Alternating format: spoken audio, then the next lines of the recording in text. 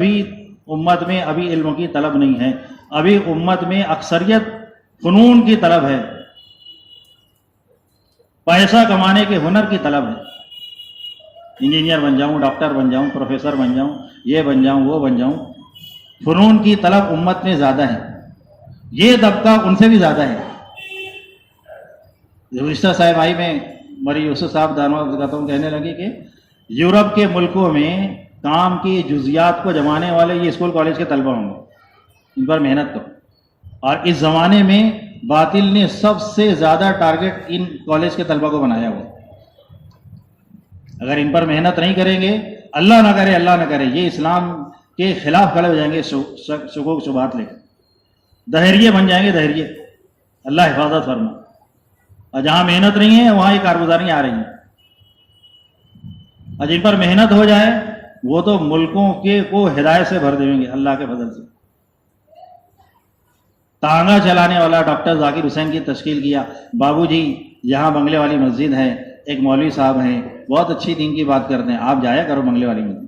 ہمیشہ تشکیل کرے، ایک دفعہ چلے ہی گئے، سمجھ میں آ گئی بات۔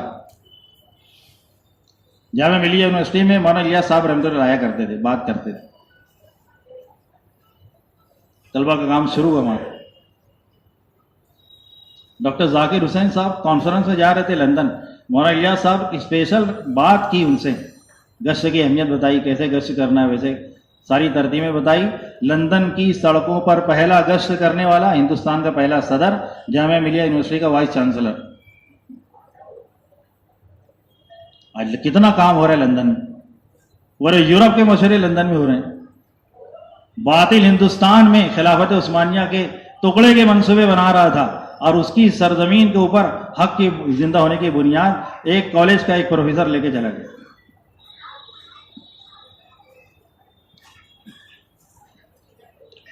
میرے بھائیوں، آج بھی ضرورت اس بات کی ہے۔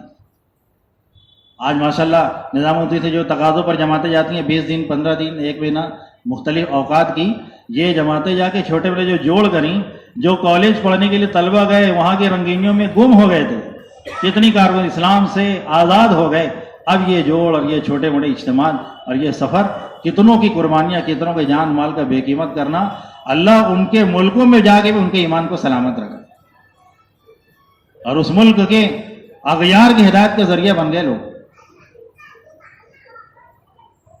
اس کے لیے میرے بھائیو عزیز دوستو، ہر مسجد اور جماعت کے ذمے ہیں 2 پرانے ساتھی اپنا ماہانہ 3 دن لگانے کے بعد 24 گھنٹہ، مہینے میں 4 ہفتے ہوتے ہیں، 4 اتوار آئیں گے، 2 ایسے ساتھی جو اچھے طرح سمجھے ہوئے، کام کو سمجھے ہوئے، سمجھانے والے، طلبہ پر اچھے ڈھنگ سے محنت کر لے میں، ایسے ساتھی جوڑ کے 2 ساتھی ہر اتوار کو طلبہ کی جماعتیں بنے 24 گھنٹے کی، اور جہاں اپنا رخ ہو جائے جا کر ان پر محنت کرے۔ یہ طلبہ اللہ جزائے خیر دے علماء کرام کو، ایسی محنت کا نظام اللہ تعالیٰ نے بنایا، باطل کہیں گھس نہیں سکتے۔ آج 50 سال میں، 40 سال میں، 60 سال میں جن کو جماعتوں میں لے کے نکلے، ابھی ان کی ابتدا غسل کے فرائض سے ہو رہی ہے، وضو کے فرائض سے ہو رہی ہے۔ اللہ جزائے خیر دے علماء کرام کو، مکتب کے نظام کے ذریعے سے اب تو بڑی بڑی باتیں بچے جا رہے ہیں، نسبت اسکول کی ہے اور دینی نظام ان کے ساتھ چپک گیا۔ اپنے دیکھو مالیگاؤں میں ایک بہار آئی ہے، 9ویں 10ویں تک پہنچتے بچے حافظ ہو جا رہے ہیں، بچیاں ہماری حافظ ہو جا رہی ہیں۔ گھر گھر مکتب کا نظام لڑکیوں کا، معلمات پڑھا رہی ہیں، لڑکیاں کتنے بڑے بڑے مسائل سیکھ لیں۔ ارتداد رک گیا، جہالت رخصت ہو گئی۔ یہ طلبہ ابھی ادھر علماء کے ہاتھ لگیں گے، ادھر 24 گھنٹے ہمارے ہاتھ لگیں گے، یہ آگے جا کے کس ملک میں اور کس شعبے میں جائیں گے جہاں علماء ہو سکتا ہے نہیں جائیں گے، مفتیان نہیں جائیں گے، لیکن ان کے تیار کردہ عملہ وہاں پہنچ جائے گا۔ باطل کی جڑوں کو کھوکھلا کرنے کا کام اللہ تعالیٰ نے دیا۔ ہم سب کے ذہنوں میں چند اعمال ہیں، اسی کا نام تبلیغ سمجھ لیا بس۔ مولانا یوسف صاحب رحمۃ اللہ علیہ فرماتے تھے، جیسے جیسے امت میں استعداد بڑھتے جائے گی اور کام کرنے والوں میں استعداد بڑھتے جائے گی، ہم نظام الدین سے اگلا سبق دیتے رہیں، ہم نظام الدین سے اگلا سبق دیں۔ اس لیے ہمارے کام کی بنیاد خروج ہے، خروج کے بغیر یہ نظام قابو میں نہیں آیا۔